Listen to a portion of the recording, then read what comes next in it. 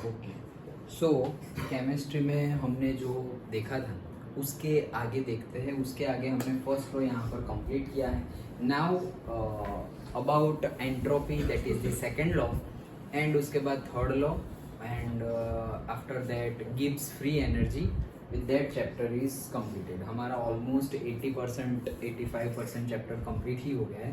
सो हम वो देख लेते हैं सेकेंड लॉ। ओके, सो अब हम देखते हैं सेकेंड लॉ ऑफ थर्मोडाइनमिक्स। सबसे पहली बात, सेकेंड लॉ आया क्यों? ओके, क्योंकि से फर्स्ट लॉ जो है उसमें कुछ कमी होगी, उसमें कुछ चेंजेस रिक्वायर्ड होंगे, इसीलिए ही सेकेंड लॉ आया। ओके, क्या था हमारा फर्स्ट लॉ? फर्स्ट लॉ की अगर बात करें तो स्टेटमेंट के फॉर्म में फर्स्ट लॉ की बात करें so delta U is equals to Q plus W. यही हमारा फर्स्ट लॉ था। क्या बोल रहा था कि कोई भी एक रिएक्शन है उसमें जो भी इंटरनल एनर्जी के चेंजेस है, change in the internal energy is due to the change in the Q. Okay, मतलब कि सिस्टम में हीट जा रही है या सिस्टम से हीट बाहर निकल रही है, वो या तो फिर सिस्टम के ऊपर वर्क हो रहा है या सिस्टम से वर्क हो रहा है, वो उनका अगर समेशन कर देंगे हम, उसके ऊपर डिपेंडेंट है क्या? इंटरनल एनर्जी का चेंज। एक थर्ड भी केस था, हमने देखा था at the starting of the chapter, that is by adding of mass or by removing of mass, but that we are not considering here. Okay, पूरे चैप्टर में हमने हीट और वर्क के ऊपर ही काम किया है, मास के ऊपर हमने उसको डिस्कस किया ही नहीं है। सो क्या बोल रहे थे हम कि अगर सिस्टम में हीट जा रही है दैट इज प्लस क्यू और सिस्टम से हीट बाहर निकल रही है that is minus Q. System के ऊपर वर्क हो रहा है that is plus W, and system से वर्क हो रहा है, सिस्टम वर्क कर रहा है that is minus W. Okay, तो वो हमने देखा था। तो this is the first law. First law is nothing but energy exchange दिखा रहा है कि भाई एनर्जी अंदर से बाहर गई, बाहर से अंदर आई, वर्क डन, मतलब भी वो भी फॉर्म ऑफ एनर्जी है, हीट भी फॉर्म ऑफ एनर्जी है, वर्क भी फॉर्म ऑफ एनर्जी है। इंटरनल एनर्जी तो हम बोल ही रहे, इंटरनल एनर्जी मतलब है तीनों तीन एनर्जी।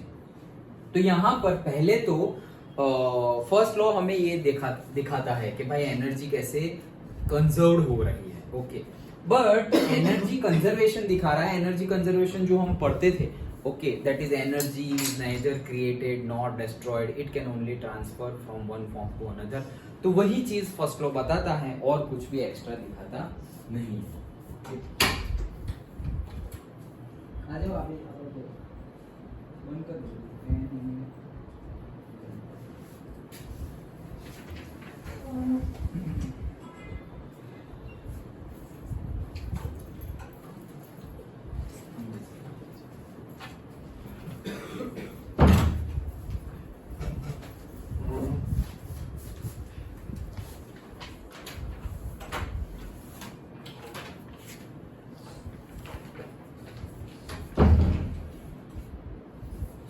सो हम बोल रहे थे, हम डिस्कस कर रहे थे क्या कि यही एनर्जी कंजर्व हो रही है, वही दिखा रहे हैं और कुछ दिखा रहे नहीं है। कौन? First law. तो पहली बात तो फर्स्ट लॉ से हमें पता नहीं चलता ये एनर्जी का कंजर्वेशन दिखा रहा है, बट एक्चुअल में कोई केमिकल रिएक्शन होगी भी या नहीं होगी। Automatically in the sense spontaneously कोई रिएक्शन होगी भी या नहीं होगी, वो फर्स्ट लॉ से पता नहीं चल रहा है। फर्स्ट लॉ तो बोल रहा है कि अगर रिएक्शन होगी तो ऐसा चेंज होगा, plus Q minus Q plus W minus W के अकॉर्डिंगली इंटरनल एनर्जी का चेंज होगा, ये फर्स्ट लॉ बता रहा है। लेकिन होगी या नहीं, रिएक्शन होगी भी या नहीं होगी, ओके, अगर होगी ही नहीं तो फिर ये सब तो फिर क्या मतलब है केमिकल रिएक्शन? अगर मैंने ऐसे धूल ले ली और एक कैरोसिन ले लिया, तो धूल मिट्टी और कैरोसिन ले लिया, एक बर्तन में डाल दिया, तो क्या केमिकल रिएक्शन होना स्टार्ट हो जाएगा? नहीं। तो केमिकल रिएक्शन होगी भी या नहीं होगी, इज इट फिजिबल और नॉट फिजिबल, ये फर्स्ट लॉ से पता चलता नहीं है। एक बात। दूसरी बात कि अगर पॉसिबल है, केमिकल रिएक्शन फिजिबल है, तो कितनी पॉसिबल है मतलब कहां तक जाएगी? क्या 100% रिएक्टेंट का प्रोडक्ट में कन्वर्जन हो जाएगा या 50% रिएक्टेंट का प्रोडक्ट में कन्वर्जन होगा? मतलब कितने अमाउंट में ये रिएक्शन हो रही है, वो भी फर्स्ट लॉ से हमें पता चलता नहीं। समझ में आया? ओके, सो फर्स्ट लॉ से हमें नहीं पता चल रहा है कि रिएक्शन होगी भी या नहीं होगी, और अगर होगी भी तो कितने सेंस में होगी, कितने अमाउंट में होगी, that also we are not getting. Okay, that's why we need the second law. Okay,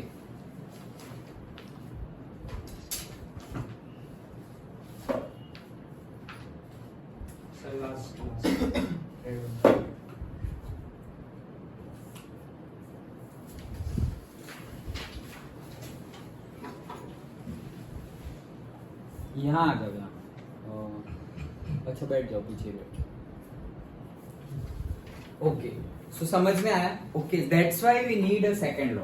अब सेकंड लॉ की अगर बात करें तो स्पॉन्टेनियस ऑटोमेटिकली कौन सी रिएक्शन होती है। जैसे हम बात करें कि भाई से H2 है एंड O2 है। ओके, तो H2 और O2 एक्चुअली मिलके से बना देते हैं ट्वाइस H2O। तो H2 तो भाई एटमॉस्फेयर में भी है हाइड्रोजन, और एटमॉस्फेयर में भी ऑक्सीजन है, तो H2 और O2 मिलके H2O बनने में हजारों साल लगते हैं। ओके, हजारों साल।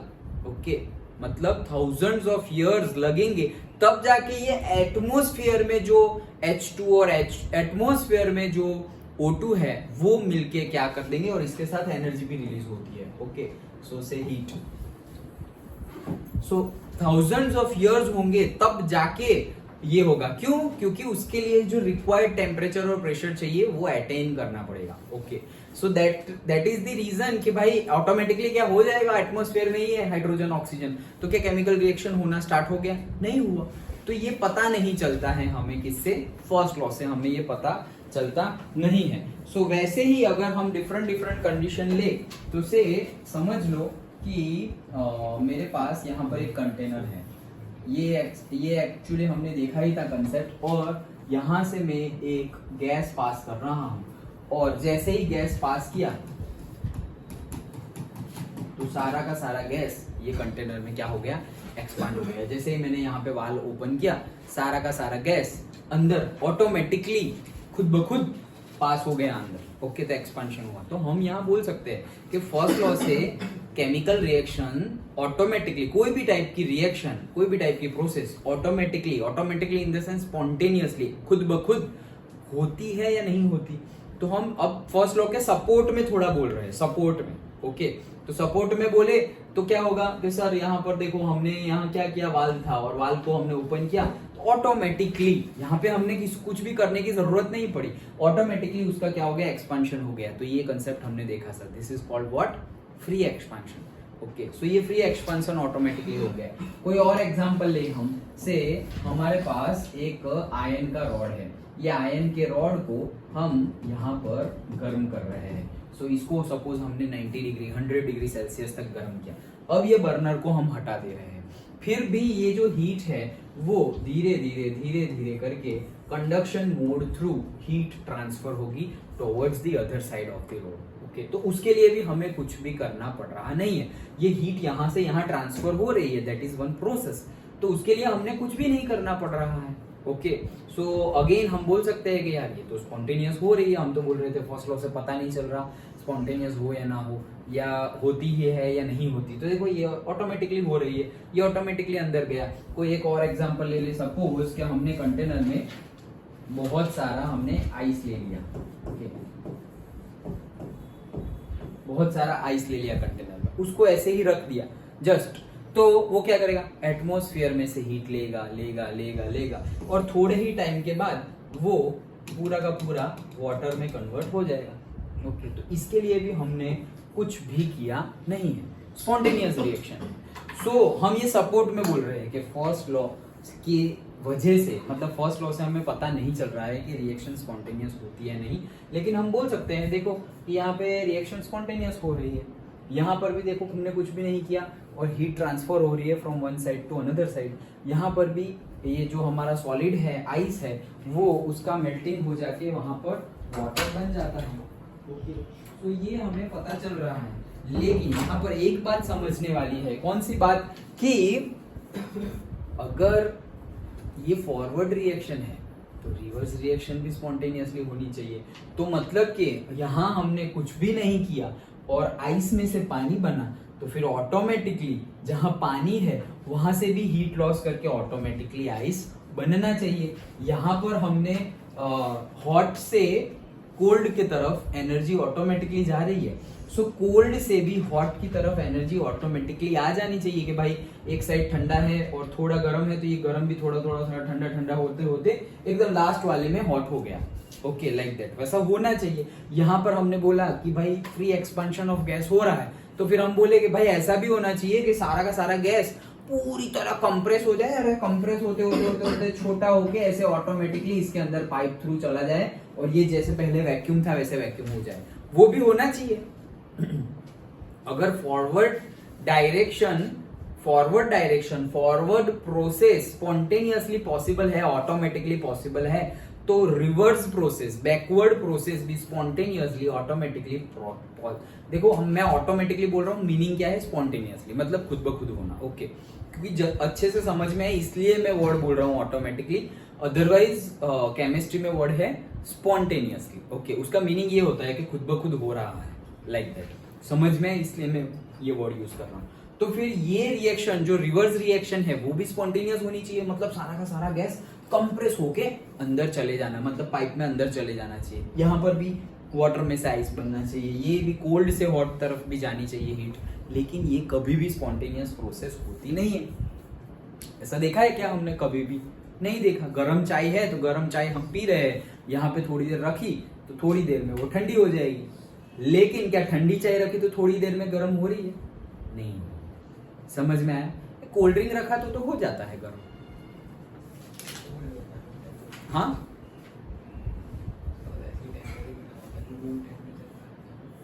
क्यों? लेकिन ये लॉ के अकॉर्डिंगली सही है क्या वो? सोचो,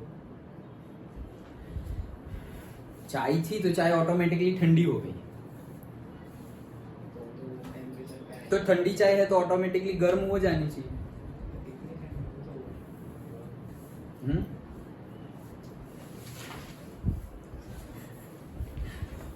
इट्स अब जस्ट मैटर ऑफ वर्ड्स के लिए हम फंस जाते हैं, अदरवाइज दोनों केस में सेम ही चीज हो रही है। यहाँ पे चाय गर्म थी, ओके गर्म थी मतलब अभी 27 डिग्री सेल्सियस एटमॉस्फेयर का टेम्परेचर है, सपोज चाय का था 40, तो हमें क्या पता है कि हॉट टू कोल्ड मतलब higher temperature to lower temperature automatically जाता है, स्पॉन्टेनियसली जाता है, लोअर टू हायर नहीं जाता, ये हमें पता है। तो ये लॉ कॉफी के लिए चाय के लिए तो सही है, तो उसके लिए भी सही है। देखो कैसे, 27 डिग्री सेल्सियस रूम का टेम्परेचर है, कोल्ड ड्रिंक का कैसा होगा?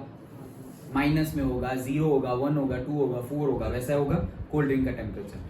तो अब कोल्ड ड्रिंक हमने यहाँ रख दी, तो कोल्ड ड्रिंक गर्म हो रही है। गर्म हो रही है मतलब क्या? उसको हीट मिल रही है। गर्म हो रही है मतलब क्या? उसको हीट मिल रही है। तो हीट कहां से कहां आ रही है? एटमॉस्फेयर से सिस्टम, अगर कोल्ड ड्रिंक को हमने सिस्टम लिया तो एटमॉस्फेयर से सिस्टम में हीट आ रही है और वहां पर सिस्टम में से एटमॉस्फेयर में हीट जा रही है। लेकिन दोनों ही केस में अगर तुम ध्यान से देखो, सो दोनों ही केस में हो क्या रहा है, भले ही एटमॉस्फेयर में से सिस्टम में जाए या सिस्टम में से एटमॉस्फेयर में आए, दोनों केस में सेम ही चीज हो रही है। क्या? हॉट टेम्परेचर से कोल्ड टेम्परेचर में हीट जा रही है। एटमॉस्फेयर हॉट था, सॉरी सिस्टम चाय कॉफी हॉट थी और सिस्टम एटमॉस्फेयर कोल्ड था, सो चाय में से कोल्ड, हॉट में से कोल्ड में जा रहा है, चाय में से एटमॉस्फेयर में जा रहा है। वैसे ही सिस्टम हमारा कोल्ड ड्रिंक कोल्ड था और हमारा एटमॉस्फेयर गर्म था, हॉट था, तो हॉट से कोल्ड में जा रहा है। तो दोनों ही केस में हीट तो वहीं फ्लो हो रही है, कहां से? हॉट से कोल्ड। समझ में आया? ओके, सो दोनों केस में हमारा हॉट से कोल्ड हो रहा है। लेकिन अगर कोल्ड टू हॉट करना हो हमें, सो यही हमारा सेकंड लॉ है, ओके, कि it is impossible to transfer the heat from lower temperature to higher temperature without expenditure of any work और without the help of any external work. तुम कोई बाहर का वर्क ना करो तो वो पॉसिबल ही नहीं है कि लोअर टेम्परेचर से हायर टेम्परेचर पे हीट फ्लो हो। Higher to lower automatically possible है, ओके, जैसे कि भाई पर्वत पर से, माउंटेन पे से नदी बह रही है और नीचे आ रही है, सो आ रही है, ओके, तो वो potential energy, higher potential energy to lower potential energy. लेकिन लोअर पोटेंशियल एनर्जी से हायर पोटेंशियल एनर्जी पे ऑटोमेटिकली जाना पॉसिबल ही नहीं है। उसके लिए तुम्हें पंप लगाना पड़ेगा। जब पंप लगाओगे, मोटर जो पानी की मोटर हम बोल रहे हैं, तब जाके वो लोअर पोटेंशियल एनर्जी से हायर पोटेंशियल एनर्जी पर पानी जाएगा, अदरवाइज पॉसिबल नहीं है। समझ में आया? पक्का? Okay, so that is the second law कि हायर कॉन्सेंट्रेशन से लोअर कॉन्सेंट्रेशन में स्पॉन्टेनियसली होता है, लेकिन लोअर कॉन्सेंट्रेशन से हायर कॉन्सेंट्रेशन स्पॉन्टेनियसली नहीं हो सकता without the help of any external force. Done? Okay, तो ये चीज हमने देखी। हम पहले सपोर्ट में बोल रहे थे कि देखो यहाँ पे स्पॉन्टेनियसली हो रही है, यहाँ पर भी स्पॉन्टेनियसली रिएक्शन हो रही है, यहाँ पे भी हो रही है। बात सही है, हो रही है, लेकिन उसका रिवर्स भी पॉसिबल होना चाहिए। तो रिवर्स यहाँ पे पॉसिबल नहीं है, रिवर्स यहाँ पर भी पॉसिबल नहीं है, और रिवर्स यहाँ पर भी पॉसिबल नहीं है। तीनों केस में रिवर्स पॉसिबल है, but with the help of some work. हमें वर्क करना पड़ेगा। यहाँ पर हम सक्शन डाल देंगे, सक्शन पंप तो पूरी एयर को खींचेगा, तब जाके यहाँ पे वैक्यूम क्रिएट होगा। सक्शन पंप के बगैर नहीं हो सकता। यहाँ पर भी हम अगर ऐसा समझो कि यहाँ मैंने आइस रख दिया, बहुत ही बड़ा आइस रख दिया, तो क्या होगा? ये ठंडा होगा, ठंडा होता होता होता होता सारी हीट एनर्जी कहाँ चली जाएगी? ये साइड चली जाएगी। लेकिन आइस रखे बिना ऐसा नहीं हो सकता। यहाँ पे हमने क्या किया? आइस से पानी बना, तो पानी का आइस नहीं बन सकता, लेकिन बन सकता है। फ्रिज में रख दो तो बन सकता है, लेकिन फ्रिज में रखा मतलब फ्रिज में रखना पड़ेगा, नहीं रखा तो नहीं होगा। तो फ्रिज में एनर्जी का लॉस होगा। ओके, कौन सी एनर्जी? सपोज हम इलेक्ट्रिकल एनर्जी दे रहे हैं, तो हमारी इलेक्ट्रिकल एनर्जी का लॉस हुआ और वो कन्वर्टेड हो गई कौन सी एनर्जी में? Heat energy. समझ में आ रहा है? तो दिस इज द रीजन कि हमारा जो फर्स्ट लॉ की लिमिटेशंस बोल दो, और that's why the second law picture में आ रहा है। एक और कंडीशन है जिसकी वजह से सेकंड लॉ पिक्चर में आ रहा है, दैट इज से N2 plus H2 that will give NH3। Haber process से एमोनिया बनना, preparation of ammonia by Haber process, ये हमने देखा था। ओके, सो बैलेंस N2 और H2, तो ये ट्वाइस N2 और ये ले लो 3/2, 2 to कट 3 और ये 2 ओके। सो ये क्या है हमारा कि ये जब भी प्रोसेस होती है, सो अराउंड से प्लस डेल्टा एच और से heat. Okay, so delta H की वैल्यू कितनी है इसके लिए? से अराउंड -46 किलो जूल पर मोल। Okay, exact value I don't know, but approximately इतना है। यस, इतना ही है, -46 किलो जूल पर मोल। मतलब क्या कहना, एक और कंडीशन साइंटिस्ट लोग बोल रहे हैं कि ये ऑटोमेटिकली रिएक्शन होती है। मतलब कि पर्टिकुलर टेम्परेचर मिल जाए तो ये रिएक्शन स्पॉन्टेनियस होती है, स्पॉन्टेनियस ऑटोमेटिकली। एटमॉस्फेयर में नाइट्रोजन भी है, एटमॉस्फेयर में हाइड्रोजन भी है, सो एमोनिया भी बनता ही है एटमॉस्फेयर में। और जब एमोनिया बनता है तो डेल्टा एच क्या आया? नेगेटिव। डेल्टा एच नेगेटिव मतलब क्या? हीट सिस्टम से बाहर जा रही है। सिस्टम से बाहर जा रही है मतलब क्या? Exothermic reaction. ओके, दूसरा एक एग्जांपल ले, से H2 plus Cl, so that is say twice HCl। तो ये जो रिएक्शन है, ओके, और से HCl वाला बताऊं या फिर दूसरा? चलो दूसरा बाद में। सो से यहाँ पे जो डेल्टा एच है दैट इज -92 किलो जूल पर मोल। ओके, तो ये देखो, या ये दो रिएक्शन ऑटोमेटिकली हो रही है, मतलब कि तुमने इसको इकट्ठा किया, ऑटोमेटिकली स्पॉन्टेनियसली एमोनिया बन जाएगा। तुमने हाइड्रोजन और क्लोरीन को इकट्ठा किया, स्पॉन्टेनियसली ऑटोमेटिकली HCl बन जाएगा। ओके, तो इसमें भी हीट रिलीज हो रही है, इसमें भी हीट रिलीज हो रही है, दोनों में हीट रिलीज हो रही है। तो साइंटिस्ट लोग ये बोल रहे हैं कि जब भी ऐसी स्पॉन्टेनियस प्रोसेस बने हो तो always it is exothermic reaction, मतलब हमेशा एक्सोथर्मिक रिएक्शन ही होती है। ऐसा साइंटिस्ट लोग बोल रहे थे पहले, लेकिन फिर ऐसी भी रिएक्शन आई जिसमें ये कंडीशन भी रॉन्ग प्रूव हो गई कि से N2, okay, N2 plus O2, तो N2 plus O2 that will give say twice NO, okay, twice NO और से NO2 लिख देते हैं हम, NO2 तो N2 2 था, twice NO2, तो ये दो हो गया और ये 4 हो गया, तो यहाँ पे twice। ओके, सो पर्टिकुलरली ये रिएक्शन है, सो दिस, इसमें एंथैल्पी डिफरेंस पॉजिटिव आ रहा है। वैल्यू इसकी आ रही है से 33 किलो जूल पर मोल। ओके, 33 किलो जूल पर मोल। ओके तो ये दो रिएक्शन मतलब ये दोनों को तुम इकट्ठा करो तो स्पॉन्टेनियसली ये बन जाएगा, ये दोनों को भी इकट्ठा करो स्पॉन्टेनियसली ये बन जाएगा। वैसे ही ये दोनों को इकट्ठा करो तो स्पॉन्टेनियसली ये बन रहा है, NO2 बन रहा है एटमॉस्फेयर में। बट ये एक्सोथर्मिक रिएक्शन थी, ये भी एक्सोथर्मिक रिएक्शन थी, मतलब कि हीट रिलीज हो रही है लेकिन यहाँ पर क्या है, हीट गेन हो रहा है, एंडोथर्मिक रिएक्शन है। समझ में आ रहा है? सो ये दोनों एक्सोथर्मिक रिएक्शन है और ये एंडोथर्मिक रिएक्शन है। मतलब यहाँ पर भी साइंटिस्ट लोग जो बोल रहे थे पहले उसको फिर वापस ही खुद ही मतलब सबने प्रूव किया कि नहीं, ऐसा नहीं है कि भाई अगर स्पॉन्टेनियस रिएक्शन है तो हमेशा ही एक्सोथर्मिक होगी, स्पॉन्टेनियस प्रोसेस एंडोथर्मिक भी हो सकती है। डन? समझ में आया?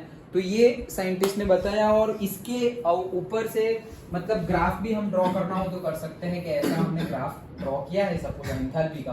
सो एंथैल्पी का ग्राफ ड्रॉ करें तो एक्चुअल में से ऐसे ये है डेल्टा एच, तो मतलब एंथैल्पी एच का है, तो जैसे जैसे ऊपर जाएंगे तो हमारा एच बढ़ता जाएगा। तो हम क्या बोल रहे हैं कि भाई delta H is nothing but enthalpy of product minus enthalpy of reactant.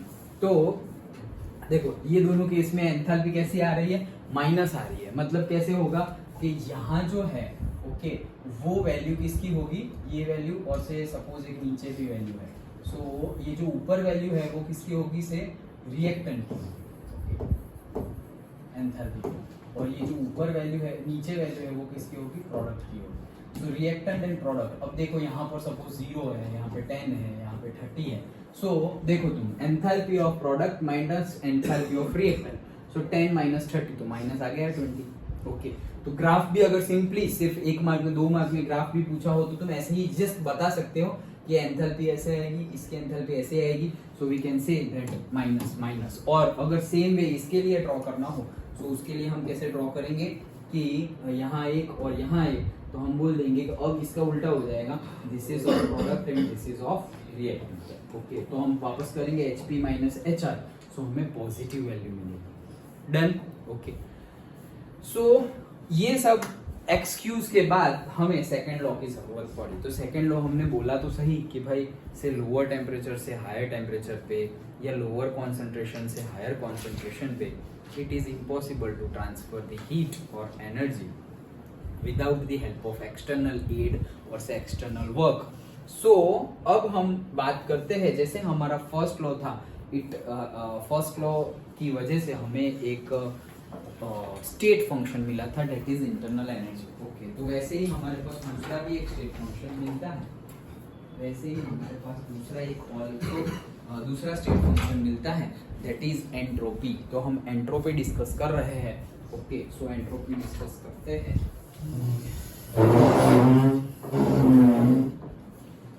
सो से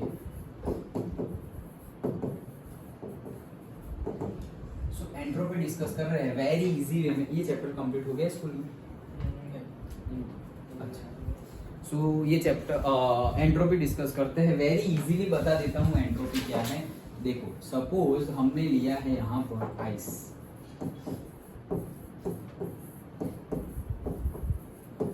आइस लिया है हमने। Okay now after the some time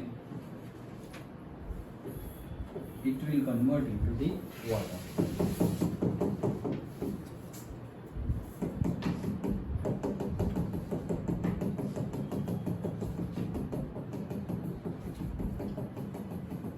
okay वो कन्वर्ट हो गया किसमें, वाटर में। And again if we continue to give heat, वो कन्वर्ट हो जाएगा किसमें, स्टीम में। डन? ओके सो ये हमें पता है ना। हम देखने का नजरिया क्या है हमारा, यहाँ पे क्या देखना है हमें कि जो आइस है उसमें जो एटॉम्स है, उसमें जो पार्टिकल्स है, they are very much close to each other, very much close to each other. अब उनको हीट मिली और वो लिक्विड में कन्वर्ट हो गए, सो दे आर समवॉट फ्री। उनके बीच का जो डिस्टेंस है वो क्या हो गया, इंक्रीज हो गया। और अगेन हमने हीट कंटिन्यू किया, हीट देना कंटिन्यू किया, तो वो स्टीम में कन्वर्ट होगा और वहां पर उनके बीच का जो डिस्टेंस है वो बहुत ज्यादा क्या हो जाएगा, इंक्रीज हो जाएगा।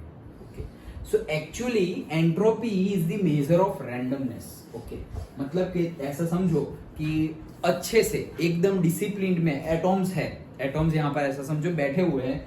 ये हमारा आइस है, 0 डिग्री का आइस है। ये हमारे से नॉर्मल टेम्परेचर 30 डिग्री सेल्सियस का पानी है, और ये 100 डिग्री सेल्सियस की क्या है, स्टीम है। अब जितने H2O के एटम्स इसमें है, उतने ही H2O के एटम्स इसमें है, और उतने ही H2O के एटम्स इसमें है। सेम नंबर ऑफ एटम्स है। ओके, सो जस्ट तुम विजुअलाइज करो, जस्ट गैस करो कि सपोज हमने मान लिया कि यहाँ पे 100 एटम्स है H2O, यहाँ पर भी 100 है और यहाँ पर भी 100 है। सो कौन से 100 एकदम अच्छे से लाइन में डिसिप्लिन में बैठे हुए होंगे यहाँ पर, सॉलिड में, लिक्विड में या गैस में, अच्छे से डिसिप्लिन में, रैंडमनेस कम होगी। रैंडमनेस मतलब जो कोलिजन बोलते हैं और अफरा तफरी और से काइनेटिक एनर्जी उनकी ना हो। काइनेटिक एनर्जी होगी तो क्या होगा, से मस्ती कर रहे हैं ऐसे समझो। ओके, तो रैंडमनेस कम हो, measure of entropy is a measure of randomness. Okay, तो ये जो रैंडमनेस है वो कहाँ सबसे कम होगी, कहाँ सबसे ज्यादा होगी, या जस्ट मैंने तुम्हें एकदम सिंपल सवाल पूछा उससे ही तुम आंसर दे दोगे कि ये जो सारे के सारे एटॉम्स है वो कहाँ 100 एटॉम्स कहाँ ज्यादा डिसिप्लिन में होंगे और कहाँ सबसे कम डिसिप्लिन में होंगे। समझो कि अभी सपोज तुम बैठे हुए, ओके, तो सब लोग ऐसे लाइन में बैठे हुए 1 2 3 4 ऐसे ऐसे ऐसे ऐसे, और सपोज मैं यहाँ नहीं हूँ और ये वो, तो तुम उठ गए अपनी जगह से, ये वो कुछ ना कुछ कर रहे हो, कोई यहाँ आके बोर्ड पे कुछ ना कुछ कर रहा है एंड ऑल। ओके, सो ऐसा होता है, मैं देखता हूँ कैमरे में। सो रैंडमनेस कहाँ है, ओके, मतलब कहाँ ज्यादा है, कहाँ सबसे ज्यादा डिसिप्लिन में बैठे हुए हैं, तो कौन सा आएगा, सॉलिड, लिक्विड या गैस? सॉलिड में ज्यादा डिसिप्लिन में है, मतलब रैंडमनेस कम है या ज्यादा है? हाँ, रैंडमनेस कम है, ज्यादा डिसिप्लिन में सॉलिड में है। देन रैंडमनेस थोड़ी बढ़ गई जब मैंने टेम्परेचर दिया और वो उसका फेस चेंज हो गया, तब रैंडमनेस क्या हो गई, बढ़ गई। ओके, और उसके बाद रैंडमनेस और ज्यादा बढ़ गई। Okay, so entropy is nothing but measure of randomness.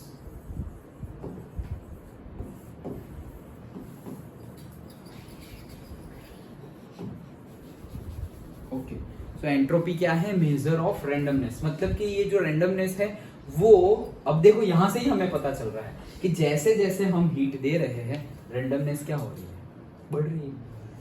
उसकी कंपेयर में यहाँ ज्यादा है, इसकी कंपेयर में यहाँ और भी ज्यादा है। डन। ओके, तो यही है हमारा एंट्रोपी। तो हर केस में एंट्रोपी क्या हो रहा है, इंक्रीज हो रहा है। नाउ अब हम आगे देखें, जो बुक में एग्जांपल गिवन है, तो बुक में एक सिंपल एग्जांपल गिवन है कि हमारा ऐसा कोई कंटेनर है जिसमें यहाँ पे बीच में कोई मेम्ब्रेन है, यहाँ पे है गैस ए और यहाँ पर है गैस बी। तो यहाँ पे गैस ए के मॉलिक्यूल है, यहाँ पर गैस बी के मॉलिक्यूल है। जैसे ही मैं ये मेम्ब्रेन हटा दूंगा, ओके, तो क्या होगा, ये साइड गैस ए का कॉन्सेंट्रेशन कम है तो higher concentration to lower concentration, ये साइड गैस बी का कॉन्सेंट्रेशन कम है so higher concentration to lower concentration. After some time ये अगर मैंने हटा दिया तो आफ्टर सम टाइम सब लोग ऐसे ऐसे ऐसे ऐसे मिक्स फॉर्म में पूरे के पूरे कंटेनर में इकट्ठा हो जाएंगे। तो अब बताओ कि सपोज पहले एक केस था जब मेम्ब्रेन थी, तब गैस ए की रैंडमनेस कुछ होगी, एंट्रोपी होगी कुछ, बराबर। और अब प्रोसेस होने के बाद भी गैस ए की रैंडमनेस होगी। कहाँ पे रैंडमनेस ज्यादा होगी और कहाँ पर कम होगी? कौन से केस में? जब मेम्ब्रेन था उस केस में ज्यादा होगी या मेम्ब्रेन हटा देने के बाद रैंडमनेस ज्यादा होगी? मेम्ब्रेन था तब क्या ज्यादा होगी, रैंडमनेस ज्यादा होगी या कम होगी? रैंडमनेस मतलब क्या, डिसिप्लिन में रह रहे हैं। अगर सॉलिड में डिसिप्लिन में रह रहे थे तो रैंडमनेस क्या थी, कम थी ना। हाँ, फिर हीट दी तो उससे ज्यादा हो गई, और थर्ड में और ज्यादा हो गई, रैंडमनेस और बढ़ गई, काइनेटिक एनर्जी बढ़ गई, कोलिजन बढ़ गया, भाग रहे एक दूसरे के साथ। ओके, कहां पर? स्टीम के केस में। तो यहां पर ऐसा समझो, ए था, मेम्ब्रेन पहले थी, गैस ए है और गैस बी है, और फिर ये केस 1 था जहां पे गैस ए और गैस बी अलग अलग है। तो फिर मेम्ब्रेन हटा दी। अब केस 2 है जहां पे गैस ए और गैस बी मिक्स हो गए हैं, तो कौन से केस में एंट्रोपी और रैंडमनेस ज्यादा होगी? हटा देंगे तब ज्यादा होगी, राइट? सो केस 2 में ज्यादा होगी एंट्रोपी। समझ में आया? सो दैट इज द थिंग। यही एक एग्जांपल बुक में गिवन है और सिंपल एग्जांपल है। हमने जो अभी देखा वो भी एक कंक्लूजन ही है, क्या कि जैसे जैसे हम हीट दे रहे हैं वैसे वैसे एंट्रोपी क्या हो रही है? बढ़ रही है, इंक्रीज हो रही है। एंट्रोपी मतलब रैंडमनेस, वो क्या हो रही है? बढ़ रही है। यहाँ कम थी, डिसिप्लिन में ज्यादा थे, मतलब रैंडमनेस कम थी। ये लोग डिसिप्लिन में कम है लेकिन रैंडमनेस ज्यादा है। ये लोग डिसिप्लिन में एकदम कम है लेकिन रैंडमनेस बहुत ज्यादा है। डन? ओके। सो ये क्या हो गया कि जैसे जैसे हमने हीट दिया, मतलब हीट दिया सिस्टम को, तो वैसे वैसे हीट दिया मतलब क्या? टेम्परेचर इंक्रीज हुआ। सो हीट जैसे जैसे हम दे रहे हैं वैसे वैसे क्या हो रहा है? उसकी एंट्रोपी क्या हो रही है? इंक्रीज हो रही है, राइट? सो से हमने हीट दिया, इंक्रीज किया, सो एंट्रोपी को डिनोट करते हैं हम एस से, वो तो बताया ही। ओके, एंट्रोपी को हम एस से डिनोट करते हैं। डन? एस से डिनोट करते हैं और उसका यूनिट क्या होगा? जैसे एंथैल्पी है, एंट्रोपी है, तो उसका यूनिट अभी देखते हैं, उसका फॉर्मूला देखते हैं, उसके बाद हम उसका यूनिट देखते हैं। ओके, या फिर क्या हो सकता है? जैसे एंथैल्पी था, ओके, तो वैसे ही एंट्रोपी है, लेकिन अभी मैं फॉर्मूला बताऊंगा, उसके बाद तुम इजीली बता सकते हो। तो क्या बोल रहा हूं कि जैसे जैसे Q बढ़ रहा है वैसे वैसे एंट्रोपी क्या हो रही है? बढ़ रही है। ओके, और ज्यादा Q हुआ तो और ज्यादा S हो गया, एंट्रोपी बढ़ गई। अब ऐसा करो, रिवर्स में आते हैं। रिवर्स, तो रिवर्स में आएंगे तो क्या होगा? यहाँ एंट्रोपी कुछ है, अब यहां से मैंने हीट को ले लिया, हीट ले ली, तो यहाँ पर रैंडमनेस एंट्रोपी क्या हो गई? कम हो गई, इसकी कंपेयर। तो हीट डिक्रीज की, क्यू डिक्रीज किया, तो एंट्रोपी भी क्या हो गई? डिक्रीज हो गई। यहां से यहां आ गए, क्यू और डिक्रीज किया तो हीट क्या हो गई? और डिक्रीज हो गई। Means Q is directly proportional to entropy, S. Done? कि एक बढ़ रहा है तो दूसरा भी बढ़ रहा है, एक कम हो रहा है तो दूसरा भी कम हो रहा है। चलो अभी क्या डन? ओके, कितना टाइम? 25 मिनट्स। सो हीट बढ़ेगा तो एंट्रोपी भी बढ़ेगी, हीट कम होगा तो एंट्रोपी क्या हो जाएगी? कम हो जाएगी। ओके, डायरेक्टली आगे देखो क्या पीछे देखते हो? ओके, चलो। सो that is the relationship of entropy with the Q. लेकिन अब और एक केस देखते हैं। देखो, से हमने यहाँ पर एक केस ले लिया है,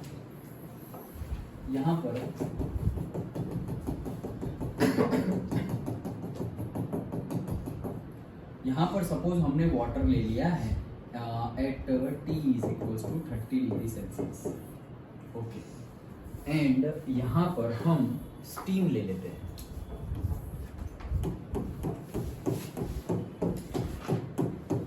स्टीम ले लिया है at T is equals to say 120 degree Celsius. Done? क्या लग रहा है अगर सेम क्वांटिटी ली मैंने, 1 kg वाटर है और 1 kg स्टीम है, ऐसा मास 1 kg वाटर और 1 kg स्टीम, क्या लग रहा है किसकी एंट्रोपी ज्यादा होगी? किसकी? स्टीम की एंट्रोपी ज्यादा होगी। वैसे भी हमने अभी डिस्कस किया क्या कि जैसे जैसे हम हीट देंगे वैसे वैसे एंट्रोपी बढ़ेगी। तो हीट देंगे मतलब टेम्परेचर क्या होगा? बढ़ेगा। तो मतलब कि जैसे जैसे हीट देंगे वैसे वैसे टेम्परेचर बढ़ेगा, मतलब जैसे जैसे टेम्परेचर बढ़ेगा वैसे वैसे एंट्रोपी बढ़ रही है। तो देखो यहाँ पे टेम्परेचर कम है और यहाँ पर टेम्परेचर ज्यादा है, तो इसकी कंपेयर में इसकी एंट्रोपी ज्यादा होगी। ओके, चलो मान लेते हैं कोई यूनिट सपोज से यहाँ पे 10 यूनिट एंट्रोपी है और यहाँ पर कितनी है से 80 यूनिट एंट्रोपी है। डन? ओके, अब ऐसा समझो मैं इसको हीट दे रहा हूँ पर्टिकुलरली, तो इसको हीट दे रहा हूँ और इसका टेम्परेचर मैंने 30 डिग्री से बढ़ा करके कितना कर दिया से 20 डिग्री सेल्सियस बढ़ा दिया और 50 डिग्री सेल्सियस कर दिया। डन? और यहाँ पर भी मैं 20, यहाँ पर भी 20 बढ़ाया और यहाँ पर भी 20 बढ़ा रहा हूँ, इसका टेम्परेचर मैंने कर दिया 140 डिग्री सेल्सियस। ओके, दोनों केस में मैंने क्या किया? टेम्परेचर बढ़ाया। डन? दोनों केस में 20 डिग्री टेम्परेचर बढ़ाया। सपोज ये 1 है ये 2 है, ये 1 है, ये 2 है। सो दोनों केस में मैंने टेम्परेचर बढ़ाया है। अभी हमने देखा क्या कि जैसे जैसे टेम्परेचर बढ़ेगा तो एंट्रोपी क्या होगी, बढ़ेगी, इंक्रीज होगी। तो अब क्या लग रहा है कि ये यहाँ 10 था, मतलब 10 क्या था, एंट्रोपी, रेंडमनेस। सो एंट्रोपी यहाँ पे कम थी और वहां पर ज्यादा थी।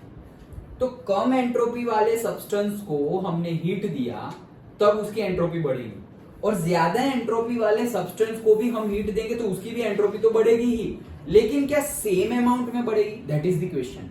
सपोज यहाँ पे 10 यूनिट थे तो ये 30 से 50 करने से ये 10 यूनिट हो गए से 90 यूनिट। ओके, कितने हो गए? 90 यूनिट। मतलब रैंडमनेस इसकी बहुत ज्यादा बढ़ गई, एंट्रोपी उसकी बढ़ गई। कितना ज्यादा डिफरेंस हो गया? 80 का डिफरेंस हो गया।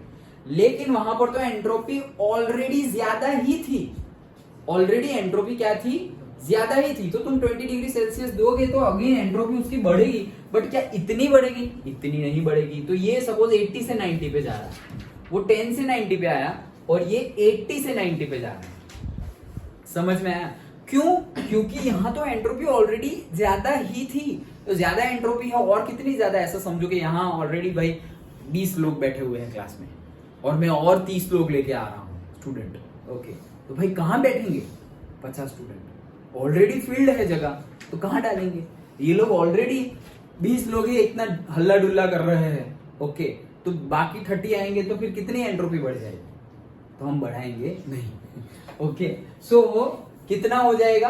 80 to 90, मतलब बहुत ज्यादा इंक्रीज नहीं होगा, लिमिटेड बैच। ओके, लाइक समझ में आ गया? सो अब देखो क्या किया हमने। अब हम डेल्टा एस देख रहे हैं। क्या देख रहे हैं? डेल्टा एस मतलब एंट्रोपी का चेंज। जैसे पहले T1 था तो उसकी एंट्रोपी थी S1, फिर T2 हुआ तो उसकी एंट्रोपी हो गई S2। तो डेल्टा T जैसे डेल्टा S तो S2 minus S1 that is delta S, S2 minus S1 तो दैट इज डेल्टा S।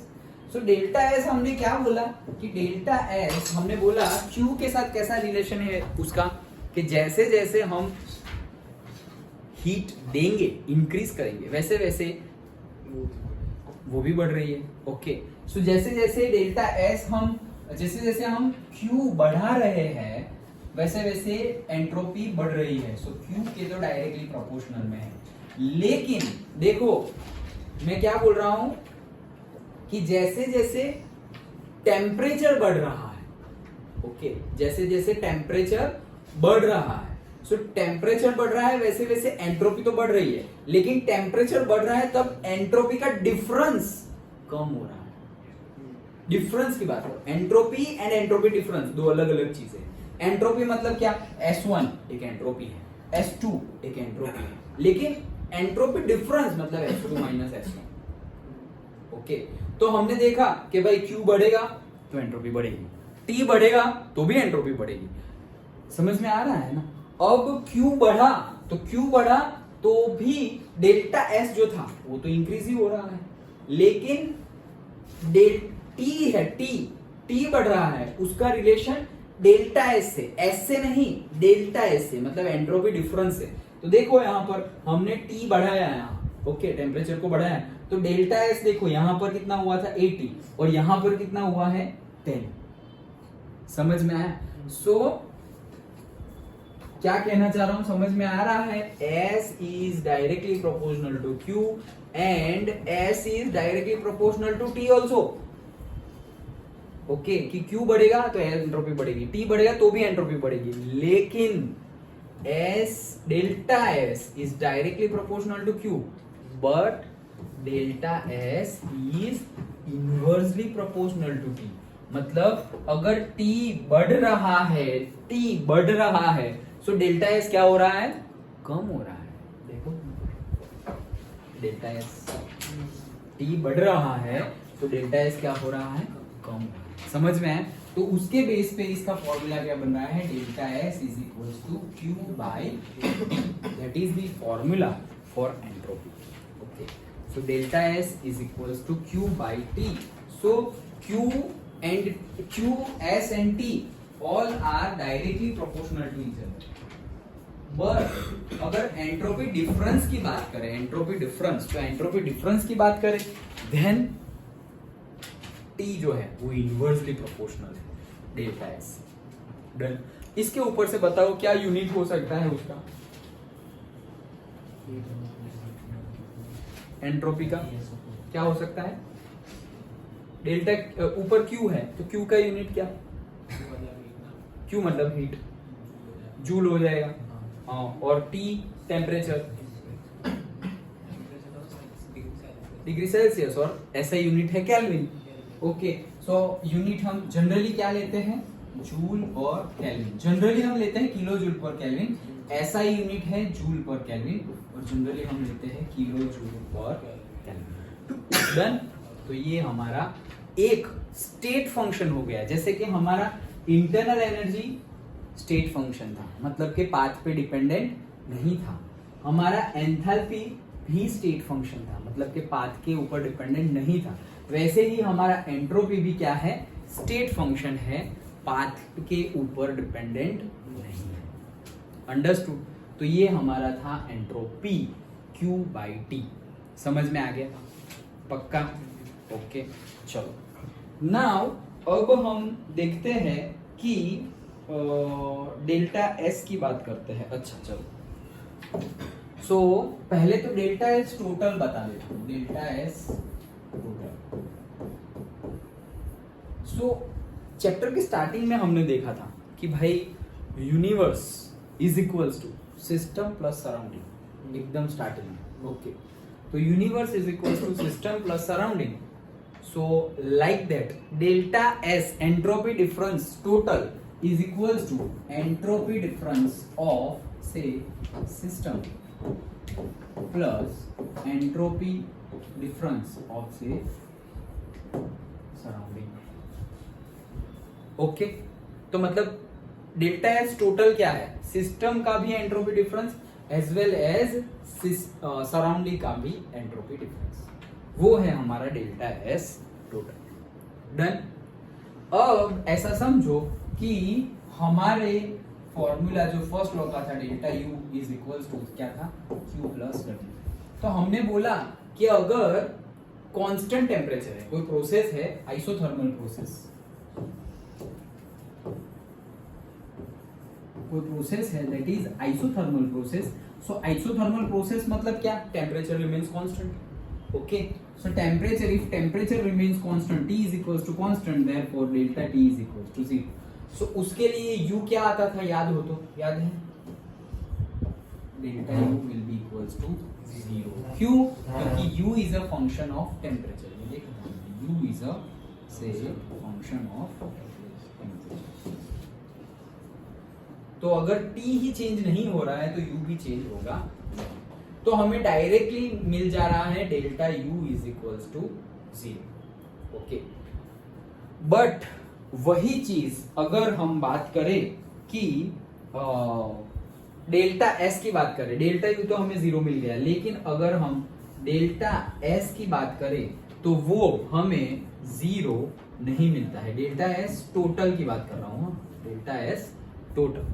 तो डेल्टा एस टोटल हमें 0 मिलता नहीं है। कौन सी कंडीशन में? से फॉरवर्ड रिएक्शन, बैकवर्ड रिएक्शन, मतलब जो एक डायरेक्शन में हो रही है। ओके, जैसे कि A plus B will give you C plus D, तो ये फॉरवर्ड हो गया। फिर C plus D will give you again A plus B, तो ये क्या हो गया? रिवर्स और बैकवर्ड। ओके, तो फॉरवर्ड रिएक्शन में हमारा जो डेल्टा एस है, डेल्टा एस टोटल, वो 0 नहीं होता है। That is for irreversible process, reversible मतलब क्या? हमने देखा था, रिवर्सिबल मतलब कि आगे भी जा रहा है एज वेल एज पीछे भी जा रहा है। ओके, आगे पीछे रिएक्शन हो रही है, लेकिन सिर्फ आगे वाली रिएक्शन हो रही है। जैसे कि आइसोथर्मल, अभी हमने एक्सपांशन की बात की थी, फ्री एक्सपांशन, तो वो आगे वाली प्रोसेस थी, पीछे तो ऑटोमेटिकली होने वाला नहीं है। सो वैसे केस में delta S is not equals to 0, but delta U तो क्या हो जाता था? 0 हो जाता था। तो हम अगर बात करें तो उसे यहाँ पर अगेन ऐसा समझो कि आइस है, और आइस को तुमने यहाँ पे हीट दिया, क्यों दिया? तो वो क्या हो गया? से वाटर में कन्वर्ट हो गया। सो पहले कोई एंट्रोपी होगी, बाद में कोई एंट्रोपी होगी। तो सिस्टम क्या है यहाँ पर? ये हमारा ये सिस्टम है, और उसके अलावा जो बाकी सब है ये सब क्या है? सराउंडिंग। और दोनों मिलके क्या बन रहा है, हमारा यूनिवर्स। सिंपल, ये तो हमने देखा ही था। तो सिस्टम के लिए देखें तो क्या निकालेंगे हम, डेल्टा एस सिस्टम। तो delta S system is equal to, system में क्या हो रहा है, हीट आ रही है जा रही है, आ रही है ना, हीट हम दे रहे हैं तो सिस्टम में हीट जा रही है, जा रही है मतलब क्या, मतलब प्लस क्यू, करेक्ट। तो Q बाई टी लिखे हम तो प्लस Q डिवाइडेड बाई जो भी टेम्परेचर हो वो T, डन। लेकिन डेल्टा एस सराउंडिंग का निकाले हम, तो भाई सराउंडिंग तो कितना बड़ा है, लेकिन फिर भी मतलब कि ऐसा समझो कि एक समंदर में से तुमने एक मग पानी ले लिया तो उसको कुछ फर्क नहीं पड़ने वाला, लेकिन लिया तो सही, ओके। तो उसके लिए अगर हम लिखे तो क्या होगा, हीट तुमने सराउंडिंग में से ली तो से सराउंडिंग की हीट क्या गई, बाहर चली गई सराउंडिंग में से, सराउंडिंग में से तो गई, तो मतलब minus Q divided by T. तो डेल्टा एस अगर हम निकालें, डेल्टा एस टोटल, ओके, तो डेल्टा एस टोटल में हमें दोनों का इंक्लूजन करना पड़ेगा। कौन दोनों का, सिस्टम का भी और सराउंडिंग का भी। समझ में आया। तो एक्सपेरिमेंटली हमें पता चला कि ये जो हम डेल्टा एस टोटल निकाल रहे हैं उसकी वैल्यू, अगर डेल्टा एस की वैल्यू ग्रेटर देन 0 आए, कैसी, greater than 0, delta S total ना, डेल्टा एस टोटल की वैल्यू ग्रेटर देन 0 आए, क्या, ग्रेटर देन 0, मतलब ये वैल्यू क्या आ जाए, ग्रेटर देन 0 आ जाए, that means the process is spontaneous, automatically होगी। डेल्टा एस की वैल्यू ग्रेटर देन 0 आए तो क्या पता चल जाएगा, it is spontaneous, automatically process forward direction में होने लगेगी। तो ये हमें पता नहीं चलता था फर्स्ट लॉ से कि प्रोसेस होगी अभी या नहीं होगी, अभी हमें पता चल गया है कि डेल्टा एस कैसा है। डेल्टा एस ढूंढ लो, डेल्टा एस अगर ग्रेटर देन 0 आया तो होगी, और डेल्टा एस अगर लेस देन 0 आया तो नहीं होगी, एज सिंपल एज दैट। समझ में आया, ओके। सो तो उसके लिए हम लिखते हैं इसे, डेल्टा एस ग्रेटर देन 0 है तो स्पॉन्टेनियस रिएक्शन होगी, डेल्टा एस लेस देन 0 है तो स्पॉन्टेनियस रिएक्शन नहीं होगी, ऑटोमेटिकली नहीं होगी। और अगर delta S is equals to 0 आ गया, दैट मीन्स कि system and surrounding are at equilibrium.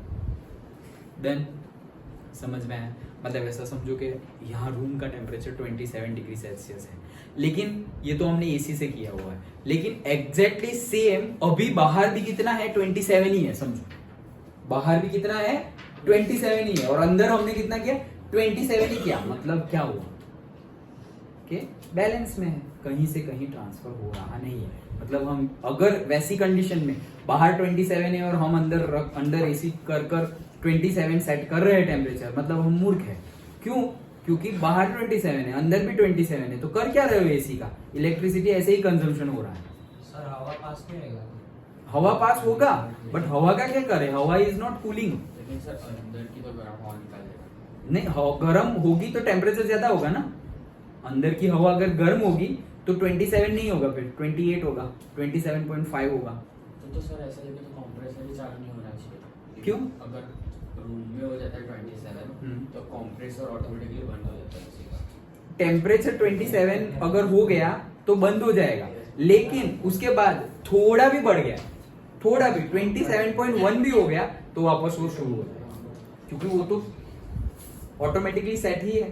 Okay, सो जैसे ही 27 से थोड़ा 27.1 भी हो गया वो स्टार्ट हो जाएगा। बट हमें क्या करना चाहिए, अगर एक्चुअल में तुम्हें यू आर कंफर्टेबल, जो बाहर का टेम्परेचर है एनवायरमेंट का टेम्परेचर, उससे 1 डिग्री 2 डिग्री कम तक अगर यू आर कंफर्टेबल, प्लस और -2, ओके, बाहर का टेम्परेचर अगर 30 है, so if we are comfortable from 28 to 32, then AC करना चाहिए नहीं। ओके, और उससे भी कम करना हो हमें तो फिर हम कर सकते हैं लाइक। चलो, सो ये समझ में आया। ओके, सो कुछ ये इंफॉर्मेशन हमें फर्स्ट लॉ से मिलती नहीं थी कि डेल्टा एस अगर ग्रेटर देन 0 हो तो स्पॉन्टेनियस रिएक्शन होगी, डेल्टा एस अगर लेस देन 0 हो सो स्पॉन्टेनियस रिएक्शन नहीं होगी, और delta S is equal to 0 हो, दैट मीन्स कि इक्विलिब्रियम कंडीशन में है। Done.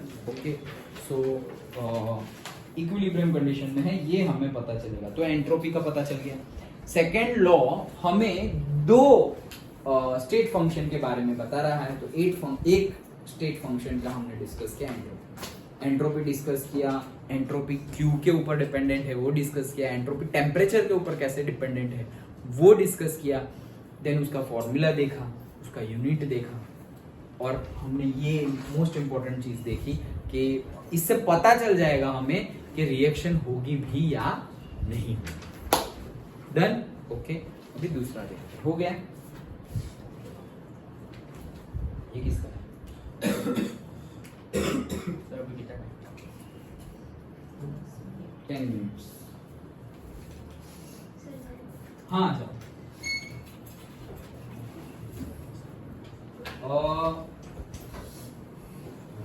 Next Saturday magnetic effects of electric current का टेस्ट होगा। ओके, क्या बोला? अरे उसका बाकी है क्यों? नहीं, तो रिप्रोडक्शन का करेंगे। ओके, तो आज से ही पढ़ना स्टार्ट कर देना रिप्रोडक्शन का, नोट्स में भेज दूंगा। ओके, तो हाँ, तो वो पढ़ना स्टार्ट कर देना रिप्रोडक्शन। ओके, अच्छे से पढ़ना स्टार्ट करना, एंड मैं मैसेज कर दूंगा, उसके अकॉर्डिंगली तुम्हें प्रिपेयर करके आना है। थोड़ा बहुत हम वो जो तुम्हारे एग्जाम के टाइम पे डेली टेस्ट शुरू किया था वैसा शुरू कर रहे हैं, ठीक है? तो पढ़ के आना पड़ेगा घर से, तो पढ़ के आना, ठीक है? मैं मैसेज कर दूंगा like okay.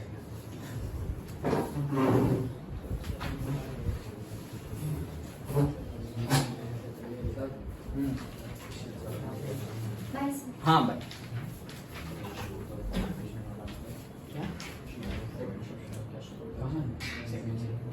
Show the formation of Na2O and MgO by transfer of electron. अरे वो आयनिक बॉन्ड वाला कंसेप्ट जो NaCl का फिर Na का बनाया, सर्कल बना के dot dot dot electron dot structure वाला। ऊपर का भी है।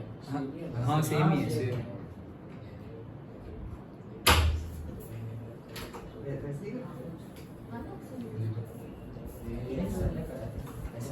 ऐसा नहीं चलता।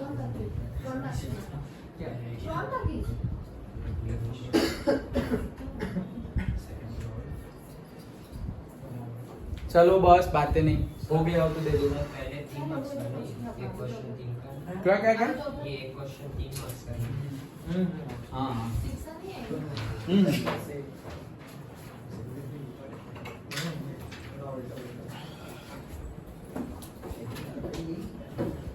लाओ चलो हो गया हो तो दे दो।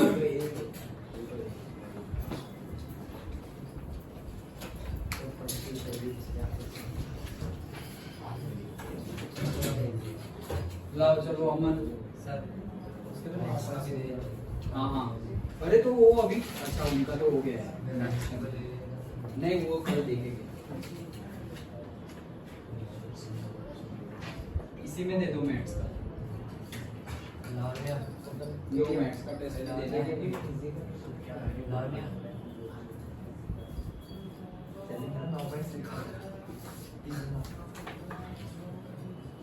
चलो हो गया,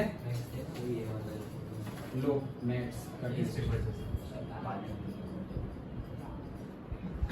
अब तुम बाद में दोगे, टाइम उतना ही मिलेगा।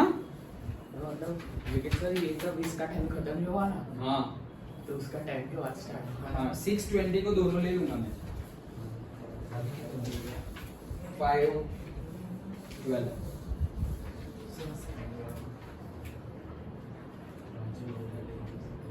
પેલું ઇલેક્ટ્રોન ડોટ સ્ટ્રક્ચર NaCl હોય, હા Na હોય તો 11 તો 11 એટલે 2 8 1 તો પેલું એક આપણે બતાવતો હતો Cl માં 2 8 7 તો 7 ક્રોસ કરીને બતાવતો હતો એવું એ યાદ આવ્યું? યાદ આવ્યું? हाँ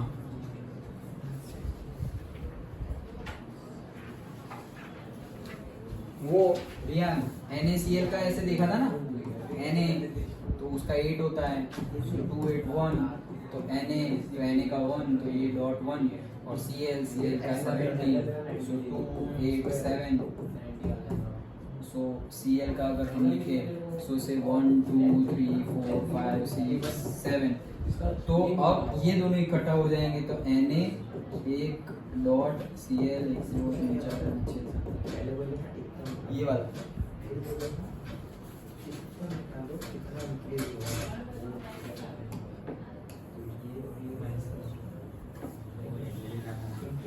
बस ये चलो सो दिस इज अब हम सेकंड जो स्टेट फंक्शन है वो डिस्कस करते हैं। सो सेकंड स्टेट फंक्शन जो हमें मिलता है वो है एक जो सेकंड लॉ हम बोलेंगे वो क्या बोलेंगे, जो भी स्पॉन्टेनियस रिएक्शन है उसमें हमेशा जो एंट्रोपी है वो इंक्रीज होता है। इट इज द सेकंड, जो भी स्पॉन्टेनियस रिएक्शन है उसमें एंट्रोपी वो क्या होगी, इंक्रीज होगी। ओके सो लेकिन कौन सी एंट्रोपी इंक्रीज होगी, टोटल एंट्रोपी इंक्रीज होगी। ओके नहीं तो फिर हम बोलेंगे कि जैसे कि अभी हमने देखा था स्टीम में से पानी बन रहा है, तो स्टीम में से पानी बन रहा है तो हीट तो डिक्रीज हो गई, हीट ले रहे हैं हम, निकाल रहे हैं, तो माइनस क्यू आएगा, तो माइनस क्यू बाई टी, तो आंसर तो डिक्रीज में आएगा एंट्रोपी का। बट हम सिस्टम की बात सिर्फ नहीं कर रहे हैं, हम बोल रहे हैं कि जब स्पॉन्टेनियस रिएक्शन हो रही है उसमें पूरे के पूरे वर्ल्ड की, मतलब कि जो डेल्टा एस टोटल है which is system plus surrounding, वो हमेशा बढ़ेगी। That is the law. समझ में आ गया? Delta S total in irreversible process will be increased in spontaneous reaction. समझ में आ गया? ओके दूसरा एक फंक्शन है हमारा जो दिया है गिब्स नाम के साइंटिस्ट ने, इसलिए उसका नाम इसलिए यहाँ पे लिख दिया हमने जी। ओके H माइनस TS, ये फंक्शन दिया था किसने, गिब्स ने। ओके गिब्स नाम का साइंटिस्ट था, तो इसको हमने नाम दिया था गिब्स फंक्शन। सो अगर चेंज की बात करें so delta G is equals to delta H minus T delta S minus S delta T. So delta H minus, अगर सबका डिफरेंस दिया तो delta G delta H minus, ये दोनों का एक एक बार ले लेंगे, एक बार टी को कांस्टेंट रखेंगे डेल्टा एस और एक बार एस को कांस्टेंट रखेंगे delta T. Now for say isothermal process delta T will be equals to what, 0। अगर टी कांस्टेंट है तो delta T T2 minus T1 दोनों सेम ही है तो क्या हो जाएगा, 0 हो जाएगा। तो our formula will become delta G is equals to delta H minus T delta S. This is the Gibbs function. Okay दो स्टेट फंक्शन देता है हमारा सेकंड लॉ, तो एक स्टेट फंक्शन तो हमें दे दिया क्या, एंट्रोपी, और दूसरा है गिब्स फ्री एनर्जी। इसको क्या बोलते हैं, गिब्स फ्री एनर्जी।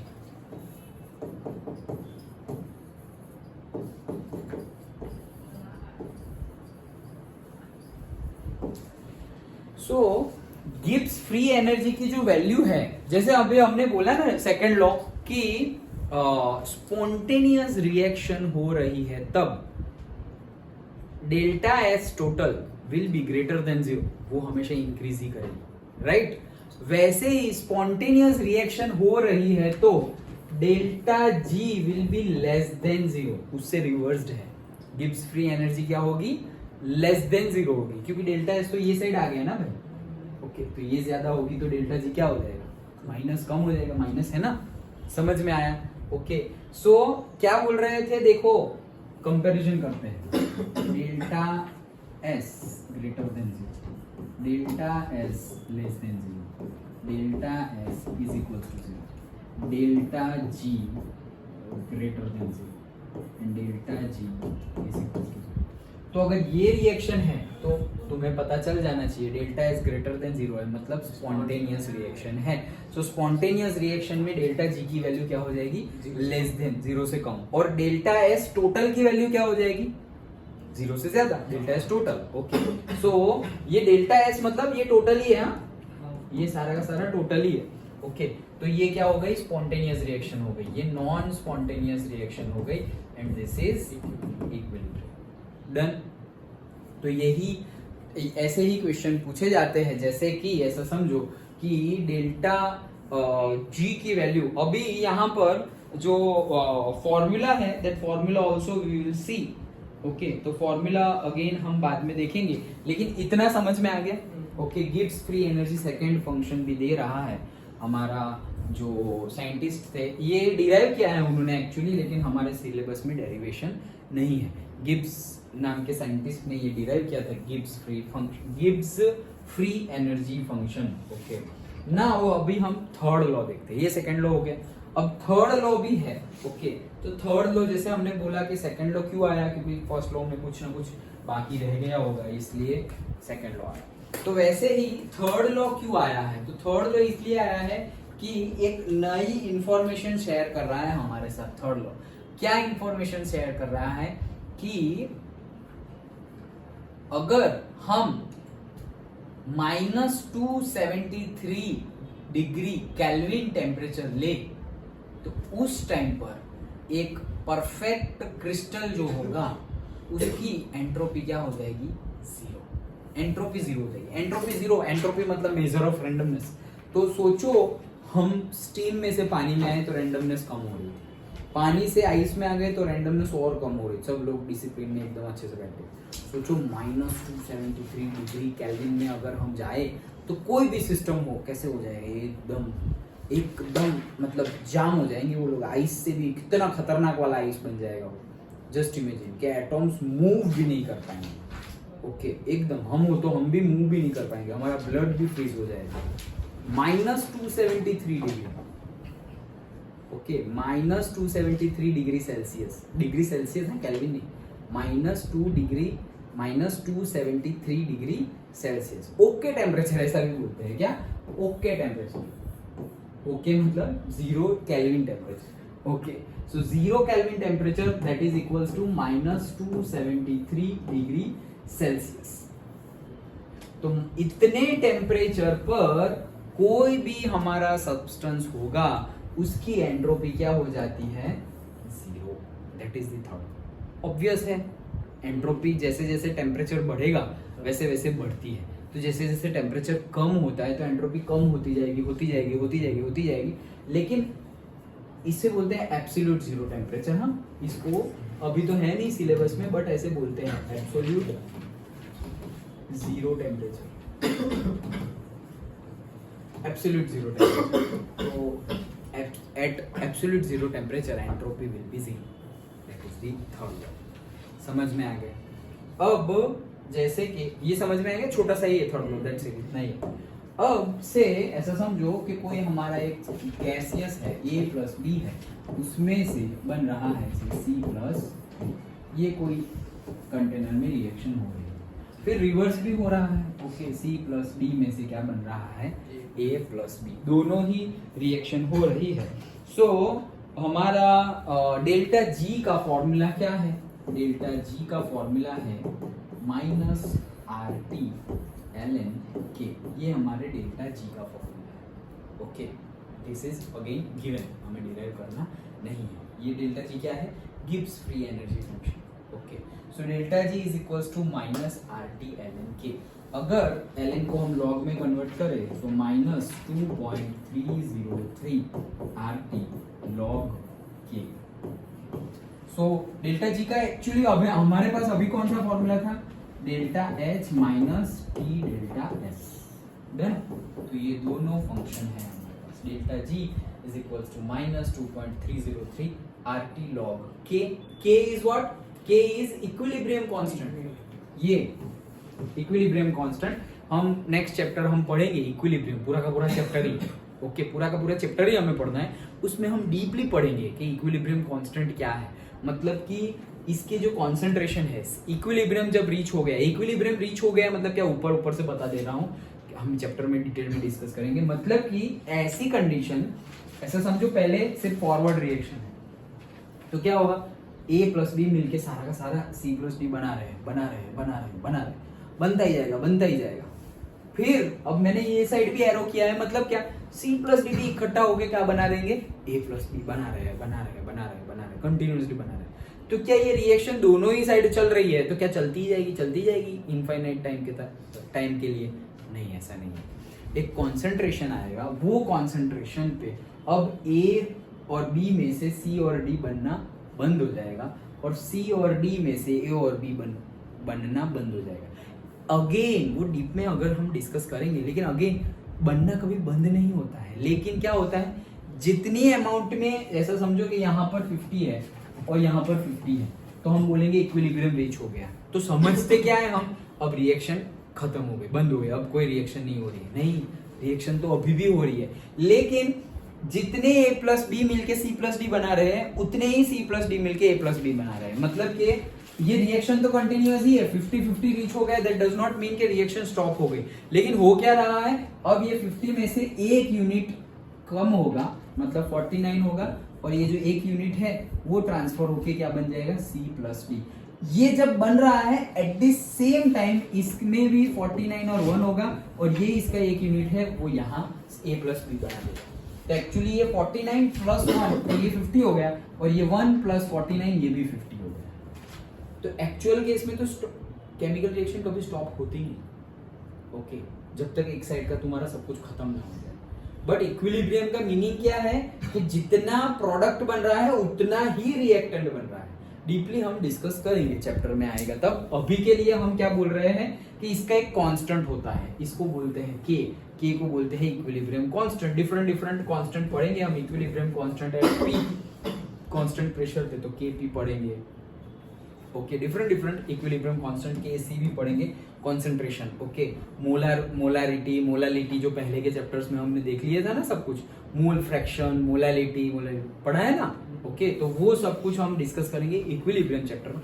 यहाँ पर भी एक दो न्यूमेरिकल है जिसमें वो कंसेप्ट आएगा, तो वो हम यूज करेंगे, वो बताऊंगा मैं न्यूमेरिकल गिने तब।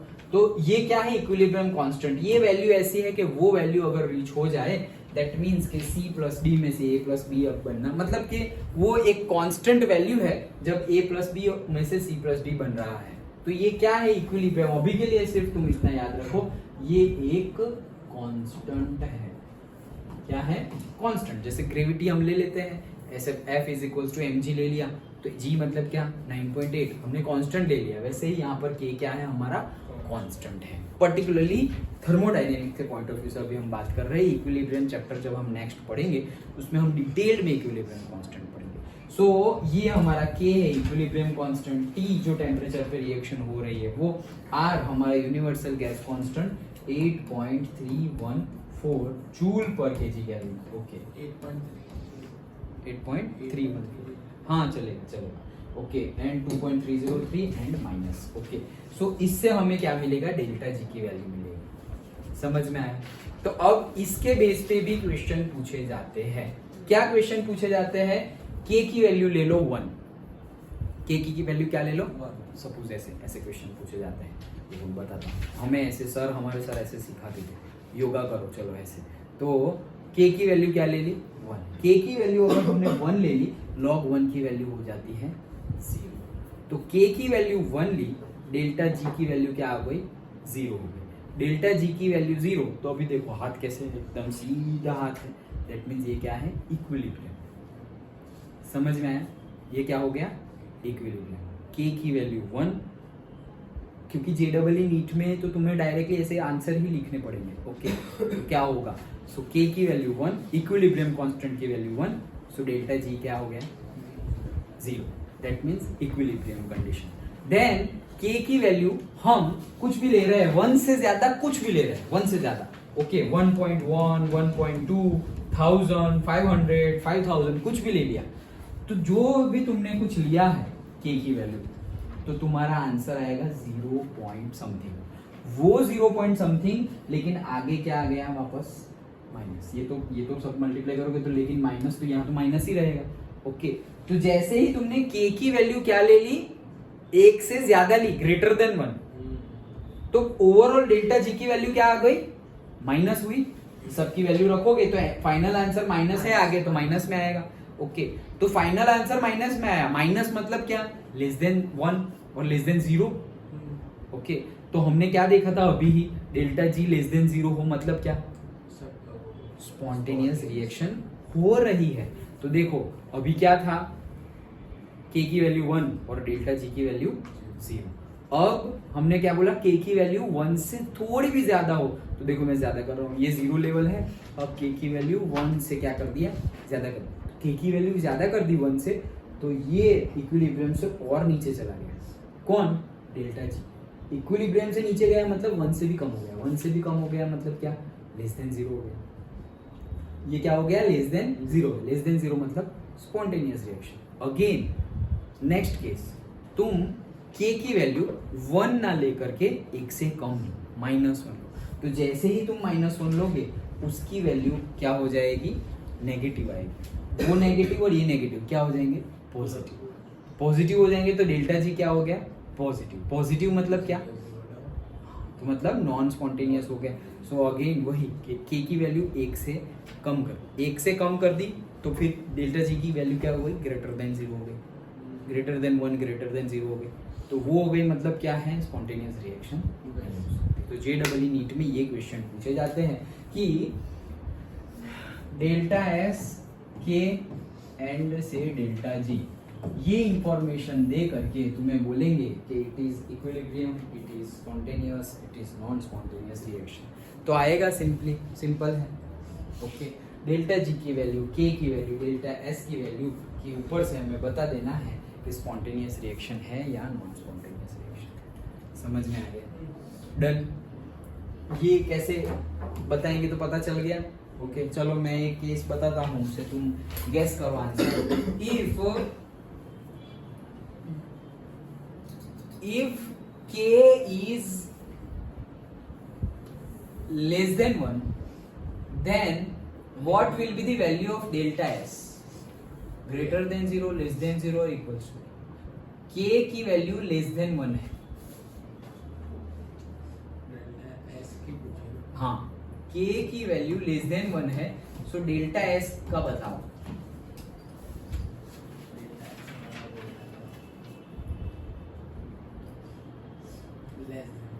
लेस देन 0 पक्का?